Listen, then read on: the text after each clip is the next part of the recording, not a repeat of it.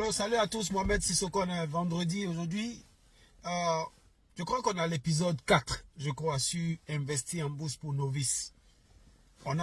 L'épisode 1, on a planté le décor. Épisode 2, on a donné un peu d'informations. Épisode 3, on a donné un peu d'informations. Aujourd'hui, maintenant, on est à un niveau où peut-être tu as écouté toutes mes vidéos, tu t'es dit, tu sais quoi, je vais essayer de voir comment est-ce que je fais pour trouver des bons stocks, des bonnes actions où je peux mettre mon argent.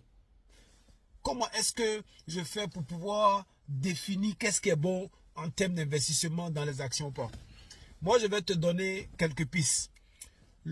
Encore une fois, comme je dis, ceux qui viennent investir en bourse ne sont pas ceux qui viennent et puis veulent être riches du jour au lendemain. Quand tu viens investir en bourse, tu es quelqu'un qui pense au futur. Tu es quelqu'un qui pense à quelque chose qui va lui rapporter un peu d'argent régulièrement, pendant que son investissement est en train de travailler, et un jour, ça peut se retrouver que pas d'autre. Donc si tu penses que aller à la bourse, tu vas rentrer aujourd'hui, après une année, tu es millionnaire, milliardaire, il faut aller faire le trading. Voilà, trading sur les monnaies, les fluctuations, où tu fais on appelle ça comment, des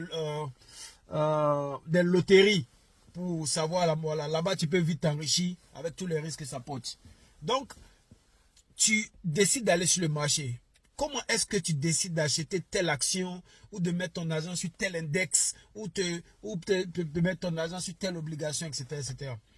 Je vais te donner un outil aujourd'hui qui est un outil qui est très important pour te permettre d'avoir des informations. Lorsque tu veux investir sur une action, ok? C'est un investissement. Donc, c'est-à-dire que tu veux mettre ton argent dans quelque chose qui a de l'avenir. Tu veux mettre ton argent dans quelque chose qui peut rapporter. Tu veux mettre de l'argent où tes trucs sont en sécurité.